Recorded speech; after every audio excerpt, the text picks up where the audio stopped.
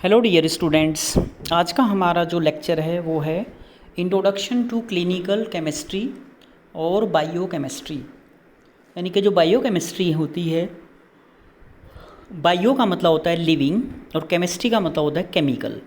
यानी कि जो लिविंग के अंदर जो केमिकल्स होते हैं और वो भी मेडिकल केमिस्ट्री, यानी कि जो ह्यूमन बींग्स होते हैं उनके अंदर जो केमिकल्स होते हैं उनके हम स्टडी करते हैं हम बायोकेमिस्ट्री के अंदर।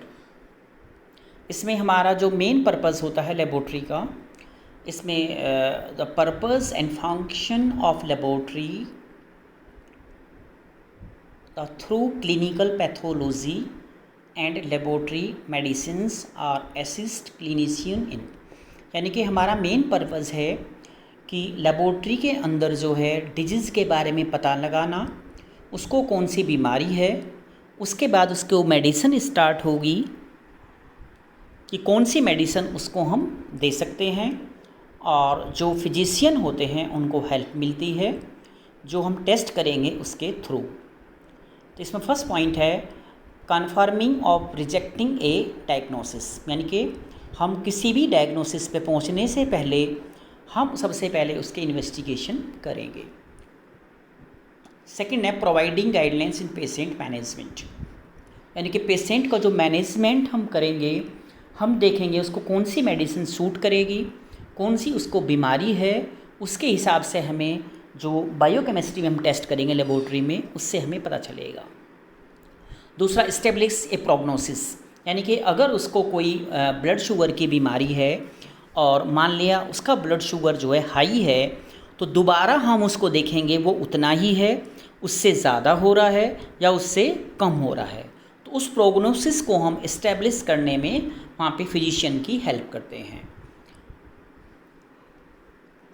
Fourth point detecting disease through the finding of the screening. यानी कि स्क्रीनिंग करके हम पता लगाएंगे उसको कौन सी बीमारी है, उस बीमारी को हम पता लगाएंगे। मॉनिटरिंग फॉलोअप, यानी कि फॉलोअप देखेंगे, उसके बाद में हम उसको बीमारी होने के बाद देखेंगे भाई उसको कौन सा जो एंजाइम है, हार्मोन्स है या विटामिन्स है, वो इंक्रीज़ हो रहा है या डिक्रीज़ हो रहा है। तो इसके बारे में ही हम सब पता यहाँ पे बताएंगे। इस स्लाइड में जो है यहाँ पे हमें पता चलेगा कि जो हम सिस्टेमेटिक स्टडी करेंगे बायोकेमिकल प्रोसेस की, उसमें हमें उसकी हेल्थ के बारे में और डिजीज़ के बारे में हम यहाँ पर उसको देखेंगे और उसका टेस्ट करेंगे। और इसके अलावा जो उसके कॉन्स्टिट्यूएंट्स होंगे बॉडी फ्लूइड्स के, टिश्यू जो होंगे, जो उनके अंदर से एंजाइम्स निकलते हैं, हार्मोन्स निकलते हैं, उनको भी हम यहाँ पर चेक करेंगे। प्रॉपर जो डिजीज़ होती है उसके हार्मोन्स होते हैं, उसके एंजाइम्स होते हैं, तो उसके बारे में हम देखेंगे। जैसे लीवर डिजीज़ है तो लीवर डिजीज़ में जो SGPT होता है, ये एक हार्मोन और ये जो एंजाइम होता है ये इंक्रीज़ हो जाता है लीवर डिजीज़ में, जिसका नाम है SGPT, सीरम ग्लूटामेट पायरुवेट और ट्रांस एमाइनेज। तो अलग अलग बीमारी में अलग अलग जो एंजाइम्स एंड हार्मोन्स इंक्रीज़ हो जाते हैं। ये इसका हमारा स्कोप है कि जो क्लिनिकल केमिस्ट्री है उसमें बायोकेमिस्ट्री है, computer, pharmacology, immunology, toxicology, analytical chemistry, endocrinology और इंस्ट्रूमेंटेशन, ये सारे इसके पार्ट हैं। इनके द्वारा हम ये सब टेस्ट करते हैं। और इसके लिए जो हम डिटेक्शन करते हैं वो हम देखते हैं कि हमारी बॉडी में कोई जो सिस्टम है उसका मल फंक्शन तो नहीं है, कोई हमारा ऑर्गन ठीक से काम कर रहा है या नहीं कर रहा है, तो उसके बारे में हम ये देखेंगे। जैसे फर्स्ट पॉइंट है destruction of trauma by the invasive agent. कोई एजेंट ऐसा चला गया अंदर जिसने हमारी बॉडी में कोई ट्रॉमा कर दिया, कोई एक्सीडेंट कर दिया, और उसके थ्रू जो है हमारा ऑर्गन प्रॉपर काम नहीं कर रहा है।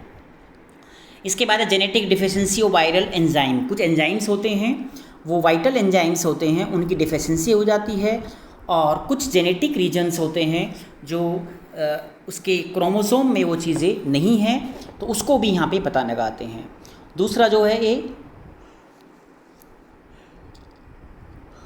कि उसमें कोई न्यूट्रिएंट्स ऐसा तो नहीं जिसको उसको कमी हो, जो प्रॉपर तरीके से वो नहीं ले पा रहा है, या उसके पास जो ब्लड सप्लाई हो इनसफिशिएंट है, या उसको ऑक्सीजन सप्लाई प्रॉपर तरीके से है या नहीं है, या मैलिग्नेंसी या कोई कैंसर है उसको, या कोई वेस्ट प्रोडक्ट कहीं की एक्युमुलेशन हो गया, जम गया है कहीं, या कोई हमारा जो कंट्रोल सिस्टम उसमें फेलियर तो नहीं हो गया है, या सेलुलर जो रिकॉग्नाइजेशन है हमारी बॉडी का उसमें कोई डिफेक्ट तो नहीं हो गया है, सेल्स कोई ख़राब तो नहीं हो गया है। ये सब चीज़ें जो हैं इसके बारे में हम यहाँ पर देखेंगे। ये हमारा पॉक्ट है। पॉक्ट का मतलब है पॉइंट ऑफ केयर टेस्टिंग, यानी कि टेस्टिंग के दौरान हमें कुछ केयर करना है, उनके बारे में, पॉइंट के बारे में हमें देखना है। यहाँ पे सबसे पहले जो है, जो हमारा पेशेंट है उसके टेस्टिंग जो है वो नियर बाई होने चाहिए, और अल्टरनेटिव साइट टेस्टिंग होनी चाहिए, और पेशेंट पे फोकस करना चाहिए। हमें पेशेंट के बारे में जो है वो टेस्ट जो है अच्छे तरीके से हमें करने चाहिए, और हमारे पास कोई इमरजेंसी डिपार्टमेंट भी होना चाहिए, ऑपरेटिंग सूट्स होने चाहिए, क्लिनिक्स हेल्थ इमरजेंसी ऑर्गेनाइजेशन हो जिसको HMO बोलते हैं हम, फिजिशियन होना चाहिए, ऑफिस और नर्सिंग होम्स भी होना ज़रूरी है। एड्रेस एक्यूट पेशेंट नीड के लिए कोई हमारे पास एड्रेस होना चाहिए ताकि वो हमसे आके मदद करे, मदद मांगे तो हम दे दें। इंस्ट्रूमेंटेशन प्रॉपर होना चाहिए हमारे पास में, जितने भी, और एनालाइज़र हैं, ग्लूकोमीटर हैं, ABG एनालाइज़र है, हीमोग्लोबिनोमीटर है, और हॉट एयर ओवन है, इंक्यूबेटर है, कोगुलेशन स्टडी है, सारी चीज़ें जो हमारे पास जो है इंस्ट्रूमेंटेशन होना चाहिए। और जो सैंपल होता है वो अच्छी तरीके से एनालाइज होना चाहिए, और अच्छे तरीके से उसको हमें जो है कलेक्शन करना चाहिए। अगर हमारा जो सैंपल कलेक्शन क्राइटेरिया ठीक नहीं है तो हमारा जो टेस्ट है उसकी जो मेज़रमेंट है वो ठीक से नहीं होगी। जैसे हमें जो हमें करना है LFT KFT, इसके लिए हमारे पास कम से कम 3 ml ब्लड क्लोटेड होना चाहिए। अगर हमें CBC करना है तो हमारे पास 2 ml ब्लड EDT होना चाहिए। तो प्रॉपर तरीके से सैंपल जो कलेक्शन होना चाहिए ताकि हम जो टेस्ट करना है वो ठीक तरीके से हो जाए।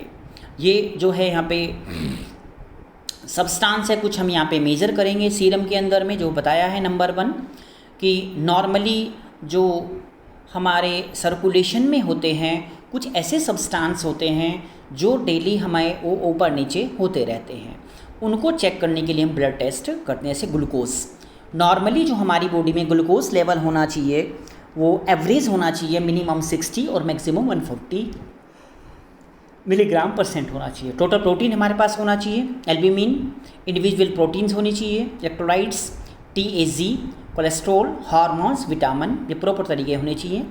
मेटाबॉलिक जो कुछ हमारे पे वेस्ट प्रोडक्ट्स होते हैं हमारी बॉडी में वो कुछ मात्रा में हमारी बॉडी में होने चाहिए, जैसे urea, uric acid, creatinine, ammonia, bilirubin. ये नॉर्मल रेंज में हमारी बॉडी में होंगे तो ठीक है। अगर ये वेस्ट प्रोडक्ट इंक्रीज़ हो जाएंगे तो फिर हमारी बॉडी में प्रॉब्लम्स होने शुरू हो जाएंगे। जैसे यूरिया प्रोटीन से बनता है मेटाबॉलिज्म से, लेकिन इसके बढ़ने से हमारी किडनी जो है ख़राब हो जाती है, तो ये इसका लेवल नहीं बढ़ना चाहिए। ऐसे क्रेटेनिन है, यूरिक एसिड है, ये दोनों किस में आते हैं, ये हमारे आते हैं KFT test, kidney function test में। और अमोनिया एक जो गैस होती है ये ABG लेवल में बढ़ जाता है। बिलिरुबिन जो जॉन्डिस होता है, पीलिया है, बढ़ जाता है इंक्रीज़ होने में, जिसको लीवर में खराबी हो जाती है। और ये जो सब्सटेंस होते हैं सेल के द्वारा छोड़े जाते हैं, कुछ हमारी बॉडी में प्रॉब्लम्स हो जाती है, सेल डैमेज हो जाते हैं, एबनॉर्मल परमेबिलिटी हो जाती है, एबनॉर्मल सेल प्रोलिफरेशन हो जाता है। वो जैसे एंजाइम्स होते हैं, जैसे LD lactate dehydrogenase, ALT alanine transaminase, AST जिसको हम बोलते हैं aspartate transaminase, CK creatinine kinase, AMS, GGT, ALP, ACP, ये सब टेस्ट होते हैं। फेरेटिन जो है ये आयरन का कंटेंट होता है। कुछ ड्रग्स हैं, दवाइयाँ खाते हैं, उनके टॉक्सिक सब्सटेंस होते हैं। एंटीबॉडीज़, सब्सटेंस ऑफ एब्यूज़ जो हम खाते हैं बाहर से, जो हम कुछ एब्यूज़ करते हैं, ड्रग्स लेते हैं, थेरेपेटिक ड्रग्स जो हम ठीक होने के लिए दवाई खाते हैं, पॉइजन्स है, जहर हैं, ये सब खाने से भी हमारी बॉडी में कुछ वेस्ट प्रोडक्ट बनते हैं जो कि हमारी बॉडी से बाहर आने चाहिए। लेबोरेटरी टेस्ट हैं, जैसे हमारा केमिकल टेस्ट डायरेक्ट और indirect, colorimetric test, redox test, condensation और डिग्रेडेटिव टेस्ट, एंजाइमेटिक टेस्ट होते हैं। जब ये मैंने पढ़ा है कि वहाँ पे लैक्टेट डेहाइड्रोजिनेज हमारा एंजाइम होता है। 1 स्टेप मल्टी टेस्ट स्टेप होती हैं। NADS जो टेस्ट हमारा कंजप्शन होता है। मेजरमेंट एक्टिविटी के लिए हम यहाँ पर कंसंट्रेशन देखते हैं। मल्टी मेथड्स हमारे पास बहुत सारे मेथड्स होते हैं। हमारे पास टाइट्रेशन के लिए टाइट्रेमेटिक मेथड होते हैं, और इलेक्ट्रोलाइट्स के मेजर करने के लिए इलेक्ट्रोकेमिकल्स हमारे पास होते हैं, जिसके थ्रू हम सारे टेस्ट जो हैं वो कर सकते हैं। ये हमारे पास ग्लासवेयर्स होते हैं, यानी कि जो सामान ग्लास से बनता है उसको हम ग्लासवेयर बोलते हैं, और वो हमारी लेबोरेटरी में यूज होते हैं। कुछ ब्रेकेबल होते हैं, टूट जाते हैं, दोबारा यूज़ नहीं कर सकते। कुछ रीयूजेबल होते हैं, एक बार यूज करने के बाद दोबारा यूज़ करते हैं। कुछ हमारे पास आइडियल फॉर एसिडिक सॉल्यूशंस होते हैं जिनमें एसिड की मात्रा ज़्यादा होती है। कुछ हाई थर्मल कोरोसिन होते हैं जिसमें टेम्परेचर ज़्यादा होता है। कुछ कोरोसिन जो हैं वो रेजिस्टेंस होते हैं और कुछ जो हैं वो गुड ऑप्टिकल हमारी प्रॉपर्टीज़ होती हैं उनकी। कुछ लो कॉस्ट होते हैं, कम कीमत वाले। कोई हाई शॉक प्रूफ सेक्टर होते हैं, डिस्पोजेबल होते हैं, एक बार यूज़ किया हैंड ग्लव्स तो फेंक देते हैं। आइडियली एल्कलाइन सॉल्यूशंस होते हैं जिनका पीएच जो है उससे 7.2 ज़्यादा होता है 7.0 से। रिलेटिव इंसर्ट, फ्लेक्सिबिलिटी और इसमें क्रायोजेनिक जो एक्सपेरिमेंट जो है वहाँ पर हम करते हैं। ग्लास जो है हमारे जनरली टाइप्स के होते हैं, जो हाई थर्मल रेजिस्टेंट, जो बहुत सारे टेम्परेचर को वो एब्जॉर्ब कर सकते हैं। बोरोसिलिकेट ग्लासवेयर हमारे पास होते हैं। लो एल्कली कंटेंट और रेजिस्टेंट हीट को रेजिस्टेंट कर देते हैं। कोरोसिन और थर्मल शॉक के लिए यूज़ होते हैं वो, जैसे फायरिक्स, किमेक्स और इरेक्स। ये सारे जो हैं ये नाम है जो हैं ये जिसके जो कंपनीज होती हैं। कोरेक्स 6x जो है स्ट्रॉन्गर होते हैं बोरोसिलेट से, ग्लास से। और एल्यूमिनिया जो सिलिकेट ग्लास होता है बेटर एबल टू रेजिस्टर होते हैं ये एल्कलाइन और जितने भी अदर एसिडिक सॉल्यूशंस होते हैं। आइडियल होते हैं ये हायर टेम्परेचर जिसको थर्मोस्टेट के नाम से जाना जाता है। Graduated cylinder centrifuge machines. और जो वाइकर है इसमें होता है recommended application involving high temperature जितने होते हैं हमारे। ड्रास्टिक हीट शॉक हमारे पास सारे होते हैं, ये इंस्ट्रूमेंट्स होते हैं, केमिकल्स होते हैं हमारे पास। Acids diluted elegant heat stable 900 centigrade तक ये जो है टेम्परेचर को स्टेबल कर सकते हैं। और डाउन वर्क जो है 900 जो सेंटीग्रेड है आइस वाटर में भी ये माइनस में टेम्परेचर ले सकते हैं। और इसके बाद जो है वो हमारे पास कुछ होते हैं आइसिंग जो उनके इग्निशन टेक्निक्स के लिए यूज़ करते हैं, वो भी हमारे पास आइडियली जितने भी ग्लासवेयर वो अवेलेबल होने चाहिए। हाई सिलिसिकल ग्लास 96% सिलिका जो इसमें बने होते हैं और वो जो है क्वार्टर्स के बने होते हैं। और थर्मल जो इसमें एंड्योरेंस होती है, केमिकल स्टेबिलिटी होती है इनकी, इलेक्ट्रिकल जो कैरेक्टरिस्टिक्स होता है इनका। रेडिएशन रेजिस्टेंट होते हैं, गुड ऑप्टिकल के बने होते हैं ये क्वालिटी के। और ये जो हैं ये टेम्परेचर को ये अलग तरह से कैपेबल कर सकते हैं। हाई प्रिसिशन इनका होता है नेटिक वर्क के लिए। और ऑप्टिकल जो रिफ्लेक्शन है वो भी इसमें होता है। और जो ग्लास होते हैं हाई रेजिस्टेंस एल्कली के लिए, वो बोरॉन फ्री होने चाहिए ग्लासवेयर और स्ट्रॉन्ग एल्कली सॉल्यूशन में हम उनको यूज़ कर सकें। इसके अलावा जो हमारे पास लेस थर्मल रेजिस्टेंट के भी बोरोसिलेट होने चाहिए जो सॉफ्ट ग्लास के नाम से भी जाने जाते हैं। ये लो हमारा यहाँ पे एक्टिनिक ग्लास है जो अंबर रेड कलर का होता है। इसमें जो अमाउंट है लाइट का वो रिड्यूस हो जाता है। और ये जो ग्लासवेयर जो हैं हम लेबोरेटरी में यूज़ करते हैं। हाईली प्रोटेक्टिव होता है लेबोरेटरी में ये, और इसको ठीक से हम हैंडल कर सकते हैं। और ये हीट लेबाइल सब्सटेंस 300 से लेके 500 mm रेंज तक ये एब्जॉर्ब कर सकता है लाइट को ये। और स्टैंडर्ड जो दूसरा है हमारा जो फ्लिंट ग्लास होता है, ये सोडा लाइम ग्लास के नाम से जाना जाता है। और ये मिक्सचर से बना होता है सिलिका, कैल्शियम और सोडियम के लिए। लोवेस्ट कॉस्ट जो होती है इनकी वो फैब्रिकेटेड होती है। पोर रेजिस्टेंट होते हैं लो टेम्परेचर के। और अचानक जो है ये जो है इनका टेम्परेचर जो है ये चेंज हो सकता है। और इजी मेल्ट हो सकते हैं इस शेप में। रिएजेंट बोतल जैसे है हमारा डिस्पोजेबल हमारी लेबोरेटरीज ग्लासवेयर्स होते हैं, उनको हम फेंक देते हैं। और एल्कली सॉल्यूशन पेपेट जो लिक्विड वो भी हम यहाँ पर यूज़ करते हैं। उसके बाद प्लास्टिक वेयर, कुछ सामान हमारा जो प्लास्टिक से बना होता है उसको हम प्लास्टिक वेयर बोलते हैं। जैसे हमारे जो कंटेनर्स होते हैं वो प्लास्टिक के बने होते हैं। पॉलीथीन जो है इसके बने होते हैं। प्रोपिनॉल जो इसकी प्लास्टिक का नाम है। और रेसिन के भी ये कुछ जो है इनमें केमिकल के रूप में यूज़ होता है। ये एसिड से अनइफेक्टेड होते हैं। कंसंट्रेटेड सल्फ्यूरिक एसिड में इनमें कुछ नहीं कर सकता है। और ये हाईली जो है एसिडिक जो है ये सॉल्यूशन में भी इसको हम यूज़ कर सकते हैं। और ये एरोमेटिक, एलिफेटिक और क्लोरीनेटेड जो हाइड्रोकार्बन्स होते हैं उनमें भी ये जो हैं यहाँ पे स्वेल हो जाते हैं। और रूम टेम्परेचर पे ये इनका टेम्परेचर जो है सही रहता है। ऑर्गेनिक एसिड, इसेंशियल ऑयल्स और हेलोजन्स जो है स्लोली धीरे धीरे इनमें पेनिट्रेट कर जाता है प्लास्टिक में, तो उनके लिए हम इनको यूज़ नहीं करते हैं। ये है यहाँ पे कि जो स्ट्रॉन्ग ऑक्सीडाइजिंग एजेंट्स हैं उन पे अटैक करेंगे यहाँ पे उन ग्रुप में, तो वहाँ पे इसको हम उन्हीं के लिए यूज़ करेंगे। और जो पॉलीप्रोपेनॉल जो मोर एक्सपेंसिव होता है उसके बने हुए भी हम कुछ चीज़ें जो हैं प्लास्टिक वेयर में हम यूज़ करेंगे ताकि वो ग्लासवेयर जो हैं जो प्लास्टिक वेयर हैं वो ख़राब ना हो। और कुछ जो है स्टेबलाइजेबल होते हैं, स्टरलाइज किए जाते हैं। और कुछ जो स्टरलाइज नहीं किए जाते हैं उनको हम डिस्कार्ड कर देते हैं, क्योंकि उनका कलर जो है डिसकलर हो जाता है, अपने कलर उनका ओरिजिनल कलर जैसा नहीं रहता है। ये पॉलीकार्बोनेट जो है यहाँ पे रेसिन्स होती है, ट्वाइस स्ट्रॉन्ग डबल स्ट्रॉन्ग होते हैं ये, -100 से लेके और +168 इसको यूज कर सकते हैं। केमिकल रेजिस्टेंस होते हैं, वाइड होते हैं ये पॉलीफ्रोम के लिए, और अनस्टेबल होते हैं ये जो हमारे अमाइंस उनके लिए। अमोनिया और एल्कली जो हैं इसमें ऑक्सीडाइजिंग एजेंट हम यूज़ कर सकते हैं। ग्लास क्लियर और इसमें शटर प्रूफ होता है ये। और आइडल जो होता है सेंट्रीफ्यूज ट्यूब्स होती हैं, ग्रेजुएटेड हमारी सेंडर्स होते हैं, उनके लिए आइडल होता है, वो हम वहाँ पर इनको यूज़ करते हैं। उसके बाद जो है वो टेफ्लॉन और फ्लोरोकार्बन रेसिन्स होते हैं। ऑलमोस्ट ये केमिकल जो हैं लाइट कोरोसिन रेजिस्टेंट होते हैं, जो कि ये एक टेम्परेचर तक जो है वहाँ पर ग्लासवेयर सही यूज़ होते हैं। और क्रायोजेनिक जो एक्सपेरिमेंट हम यूज़ करते हैं माइनस टेम्परेचर पर, उनको जैसे माइनस से लेके 277 और 255 तक प्लस में इनको हम यूज़ कर सकते हैं। और प्योर ट्रांसपेरेंट वाइट और इनर्ट में ये एक तरह से होते हैं। इजी होता है इनको क्लीन करना, फास्ट ड्राइंग भी हो जाते हैं ये, और आराम से जो है इनमें स्क्रैच भी नहीं होता है और मिसहैप्स भी नहीं होते हैं। इनको हम लैब में यूज़ करते हैं। पिपेट्स होते हैं जिससे हम सॉल्यूशन को नापते हैं। पिपेट्स के बारे में वॉल्यूमेट्रिक पिपेट, ट्रांसफ़र पिपेट जिसको हम बोलते हैं टू डिलीवर पिपेट TD, और ये फिक्स अमाउंट में जो वो सॉल्यूशन को लेते हैं। सिलिंड्रिकल बल्ब होते हैं इनके अंदर में, दोनों तरफ से एंड से नैरो होता है, और वहाँ पे इनको केमिकल लेने के लिए हम यूज़ करते हैं। कैलिब्रेशन किया जाता है इनको दोनों तरफ से, और कैलिब्रेशन करके इनको जो भी है वो कितने ml इसमें आएगा उसको हम स्टैंडर्डाइज करते हैं। इनकी जो डिलीवरी होती है वो लोअर होती है, यानी कि नीचे तो ये फाइन टिप होता है वहाँ से लेते हैं इसको, ऊपर से शक करते हैं। और एक्यूरेट मेजरमेंट के लिए ये अच्छे होते हैं। और ये जो सैंपल होते हैं हमारे नन विस्कस सैंपल, उनको लेने के लिए यूज़ करते हैं। फिल्ट्रेटेबल होते हैं, कंट्रोल्स यूज़ करते हैं इसमें, स्टैंडर्ड सॉल्यूशंस भी इसमें हम ले सकते हैं।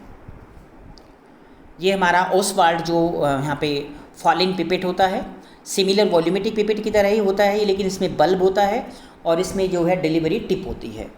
और मेज़र करते हैं विस्कस सॉल्यूशन, ब्लड, सीरम वगैरह ये। और इसमें जो रिंग होता है, जो अटैच रिंग होता है माउथ पीस से, वो इसमें ब्लो आउट पिपेट के नाम से जाना जाता है।